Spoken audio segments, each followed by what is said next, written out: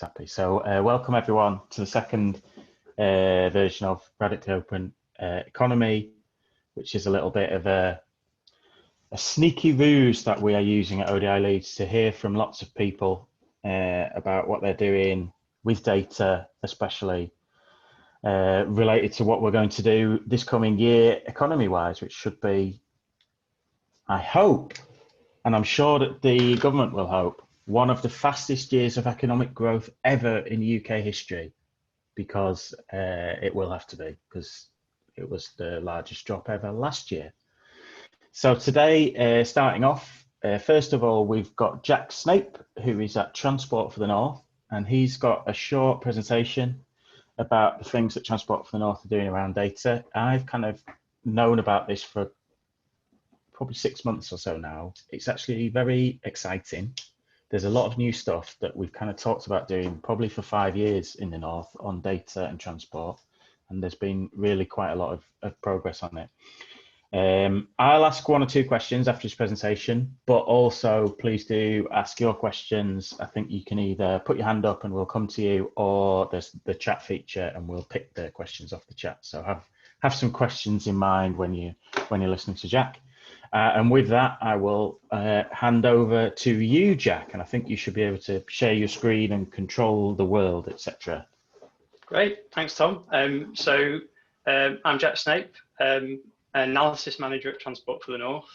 So I look after a team of analysts, data scientists, modelers who do a range of kind of transport analysis to support TFN programs, and increasingly to try and support local authorities across the North and a kind of wider group of stakeholders. So I'm just going to talk through a few slides on our work. Just share that.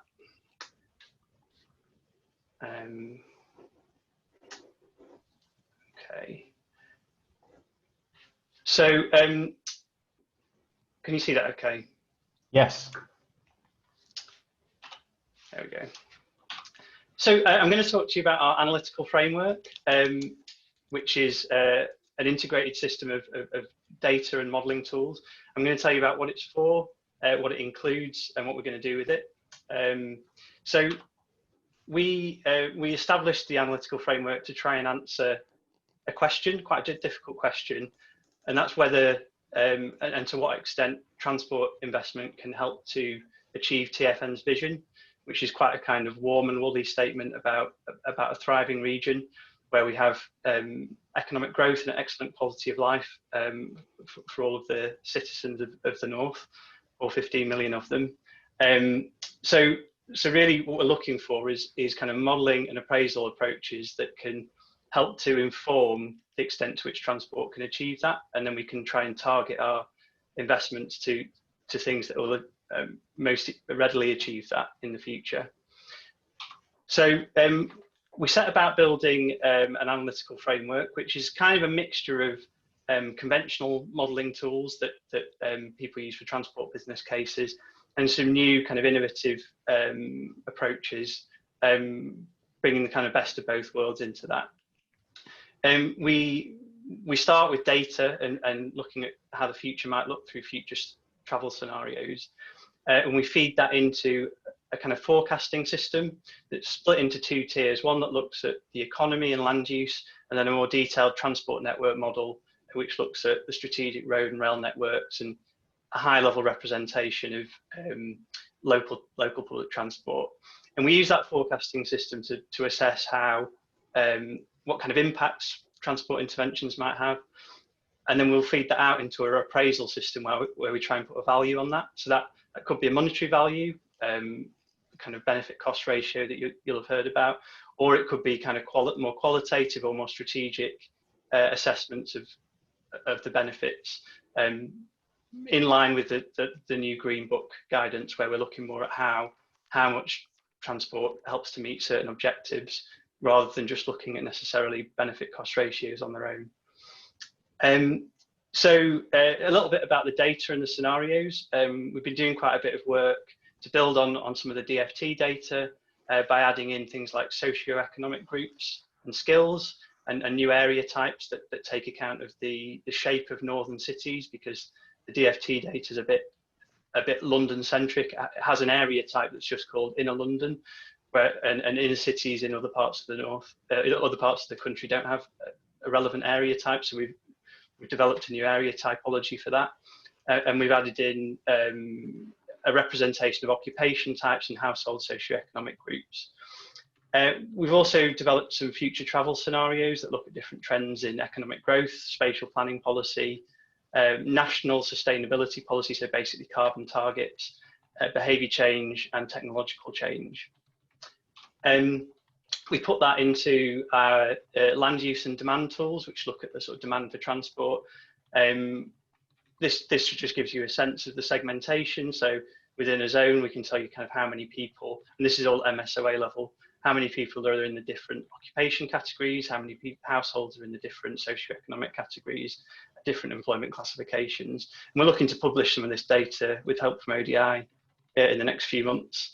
And then we translate that into travel demand using a Python demand modeling tool that we're also hoping to make more available. I'll come on to talk about that. So we can look at travel demand by mode, by time period, and also by some of these person and household segments.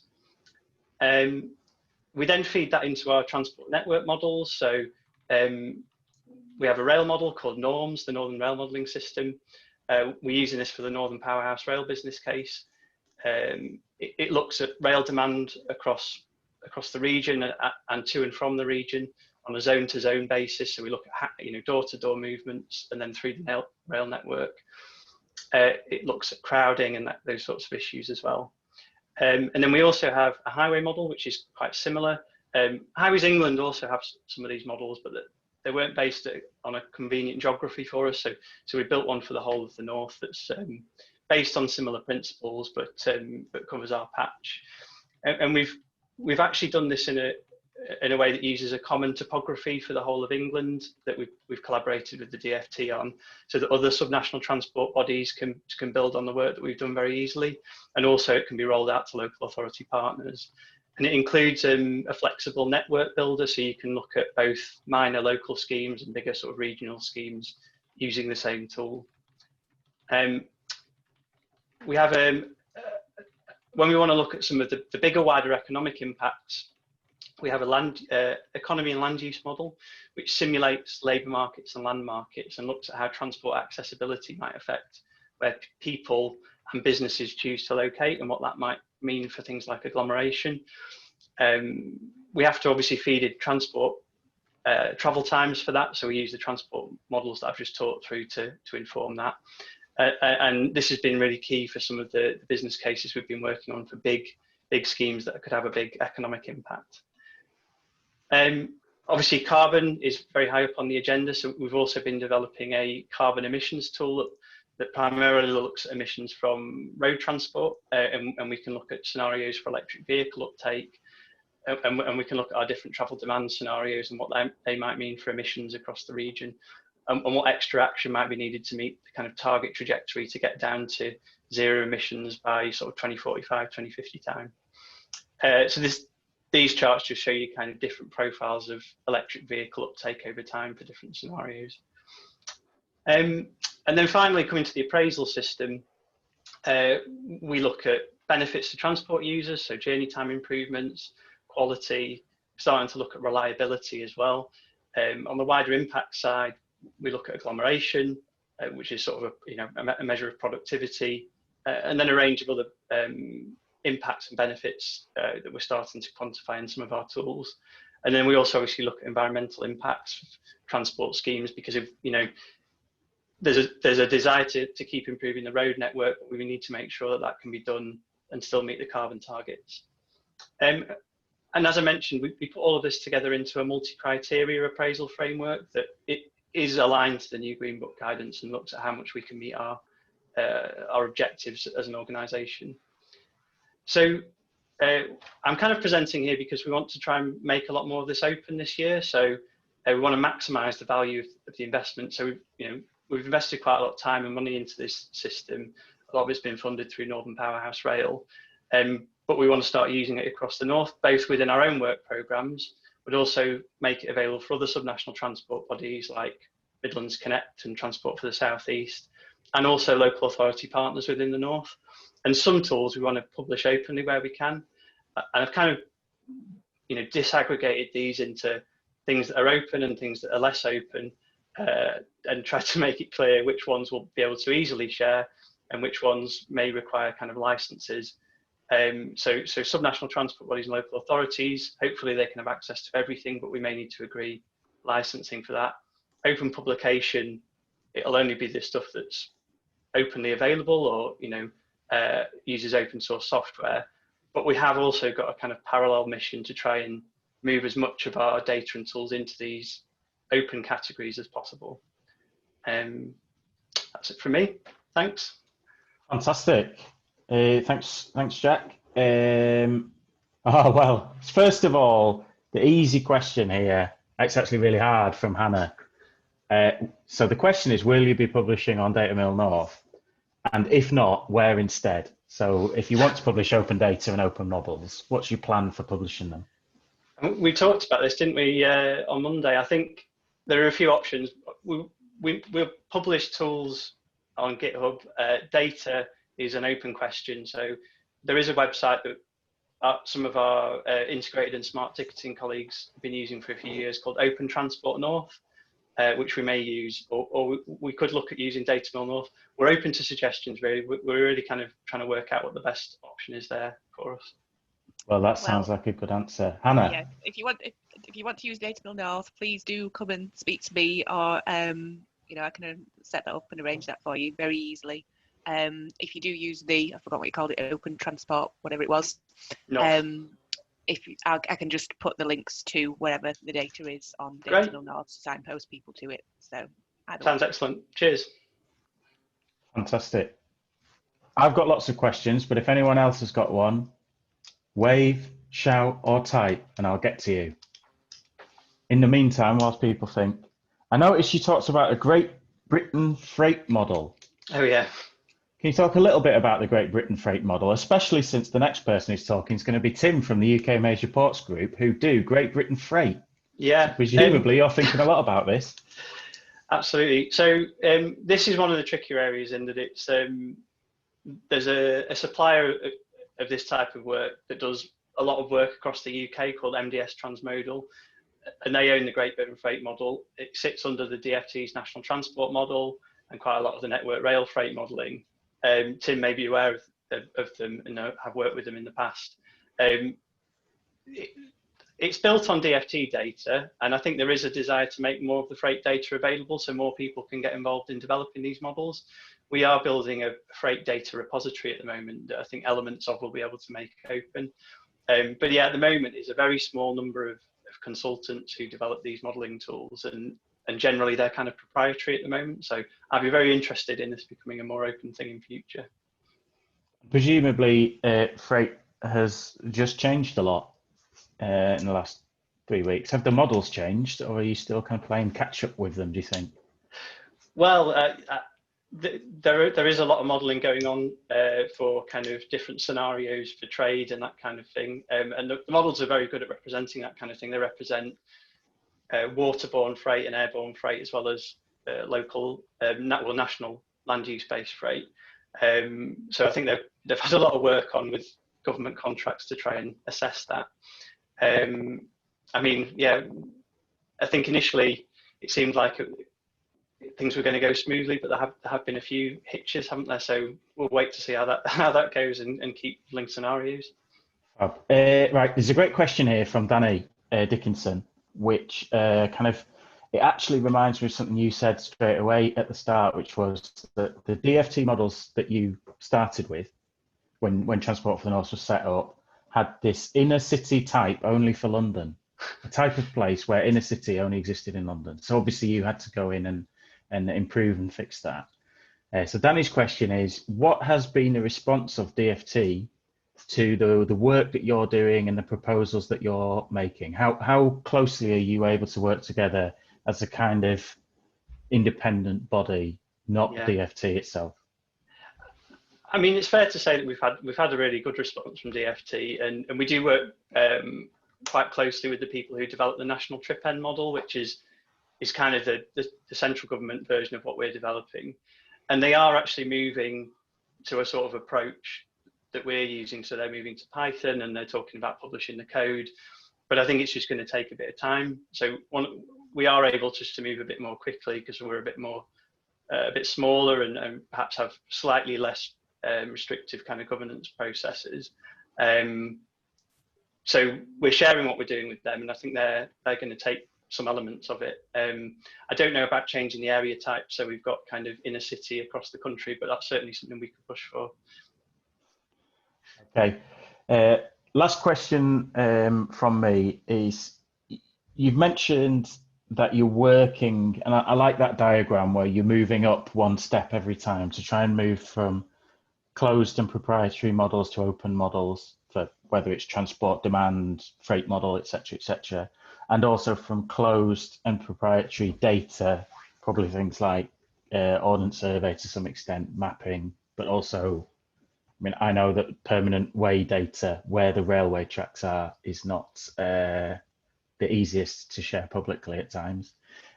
What are the challenges that you're facing in moving from closed and proprietary to open? Maybe challenges that people think, some people at ODI Leeds involved will just think, oh, well, it's easy. Just switch to using OpenStreetMap for your critical infrastructure. What kind of challenges are you facing there? So I think some of the bigger challenges are probably around public transport demand because of the fact that the suppliers, the operating companies for bus and rail, obviously treat that as commercially sensitive, and the ticket sales data is not something that they're very happy to be published openly. I think at the moment we're estimating demand for those synthetically using survey data, and I think we're going to start probably by publishing some of those synthetic estimates. But I think there's a bit of work to do around kind of derived data and aggregating to an appropriate level that those companies maybe start to get comfortable with some of it being published, because I think there is a kind of public interest argument to understand the level of demand across the country for public transport. Fantastic. In which case, we're at 20 minutes. There's no more questions so far, and that means, thank you very much, Jack. As people might know, Transport for the North have kind of been supporters of ODI Leeds for a while. We've got quite a lot of interesting stuff happening this year.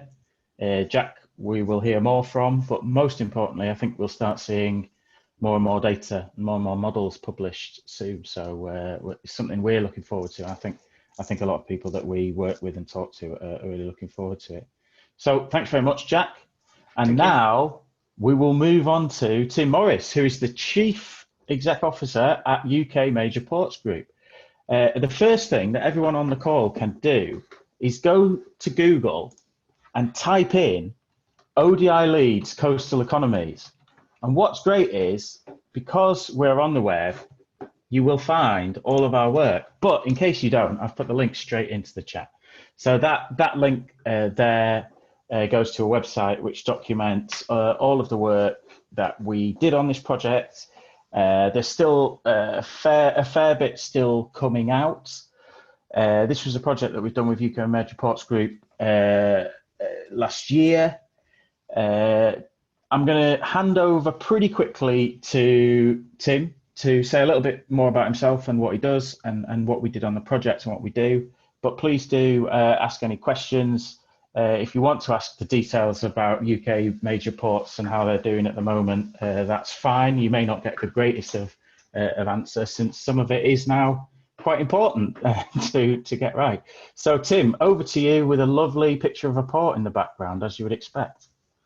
Thanks, Tom. Hello, everybody. And first of all, apologies for putting a tie on and being massively overdressed. I just came off a call with a government minister who wasn't wearing a tie, so I've been doubly embarrassed this morning. So I run something called the UK Major Ports Group. It is a trade association for big port operators. We have 9 members. They operate about 40 ports that handle about 75% of the UK's port traffic. They operate all around the coast of Great Britain, but include, for example, in Jack's patch, the likes of Hull, Immingham, Teesside, Liverpool, etc. So we worked with ODI Leeds on this Coastal Communities project, which set about mapping some of the socioeconomic, or capturing and then mapping and visualizing some of the socioeconomic characteristics of coastal communities around the UK. Now, it might not be immediately intuitive why we would be interested in doing something like this. And two reasons why we were interested in doing this work, and indeed remain very interested in the whole topic, is because, number one, ports tend to be a pretty important part and long-lasting part of their the coastal communities in which they're based. We a very large percentage of the workforce of a port actually comes from within a very small distance from where that port is. And we are aware that, or have a feeling just from how the people we interact with locally, but also just in terms of our own perception, that some of these are in very challenging some of these communities in very challenging socio-economic conditions. Now, that is not just in the classic sort of, or politically lazy north-south divide. Our sense was that you could go into the ASDA outside Tilbury Port and it would feel relatively similar to if you went to an ASDA in Middlesbrough. The accents would be different, but that would be about the only difference, so how it felt. And secondly, we have a sense that we employ a reasonable number of people. They tend to be better paid than local job alternatives, and certainly they're year-round jobs rather than seasonal jobs. So hopefully increasing our ability to employ people, our ability to invest and therefore employ people, improves jobs, but also prosperity and opportunity for those local communities. So, and there doesn't seem to be a great deal of focus on the coast versus some other different spatial, easier perhaps to grasp and demonstrate spatial dimensions in the UK. So that's why we're interested in ODI, working with them to draw a more detailed data picture of the UK and its coast.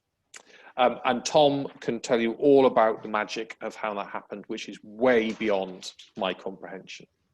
But what I would say is, where we are now is it's really brought home probably 4 different major lessons Oh, great. Rodriguez is gone now. Пошел нахуй отсюда, вонючка. Вон отсюда нахуй, чтоб я вас не видел, блядь. Черти дебилевые, блядь. Excellent. Нахуй. Хуета, пошла. That doesn't normally happen. That doesn't, no. Anyway, right. I'm quicker on my closing people now. Sorry about that. So very quickly, 4 things that are important. Number one, the really detailed granular data that Tom and his colleagues have done, demonstrates the hunch that coastal communities all around the UK tend to be poorer and more challenged than their inland counterparts. Again, north, south, east, west, it's a relatively common picture. The second thing is that it doesn't have to be this way. So some of the really interesting things that Tom and his team did was by, taking a tool, going through all the pain of defining what is a coast, but then they could apply it to a number of different geographies. So, the picture for England is quite different from the picture for France, for example. So it's not inevitable that coastal communities are poorer.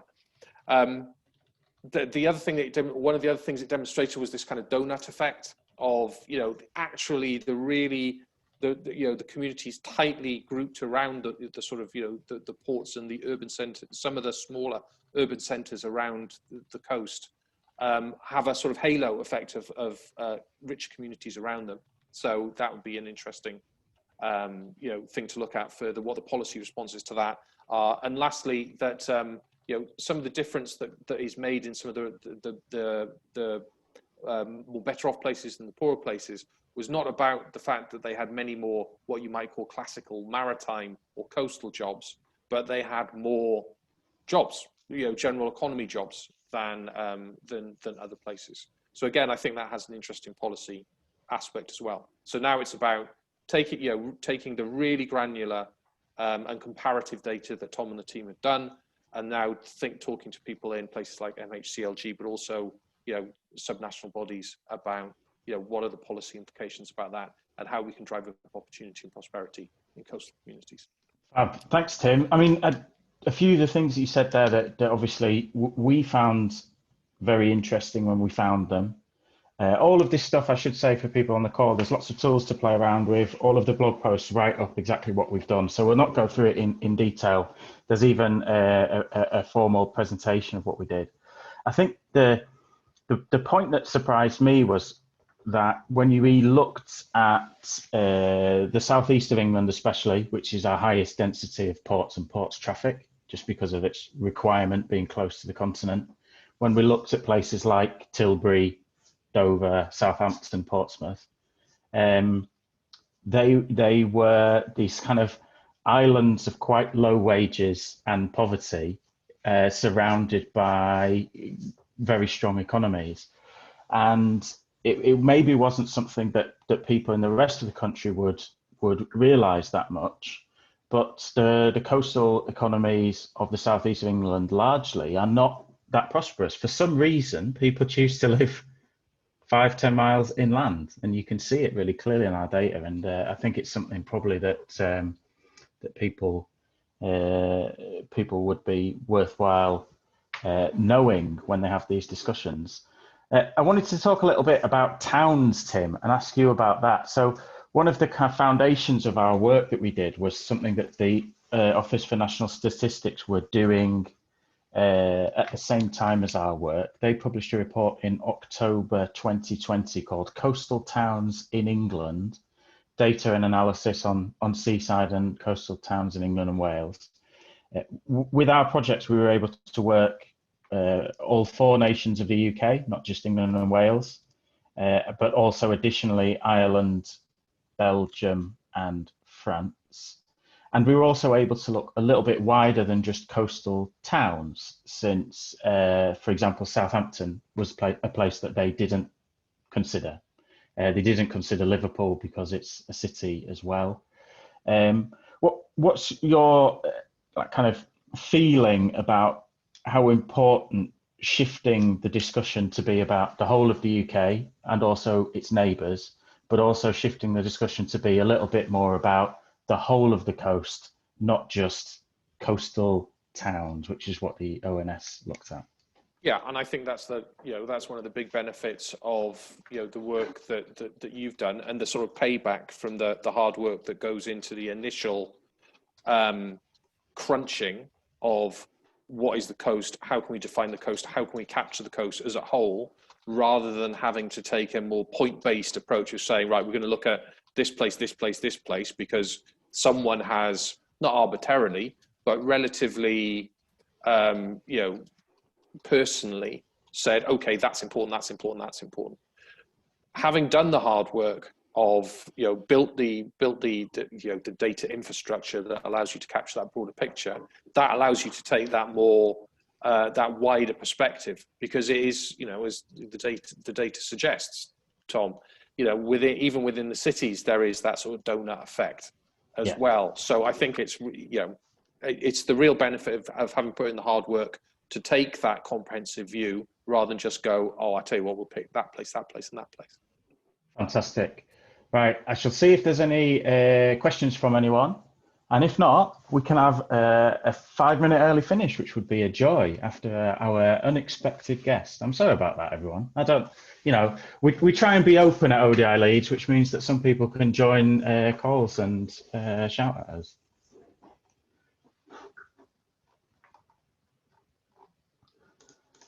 Okay. If there's no one with a question straight away, then what I will do is repeat to everyone that Tom, we have a question from a Danny Dickinson.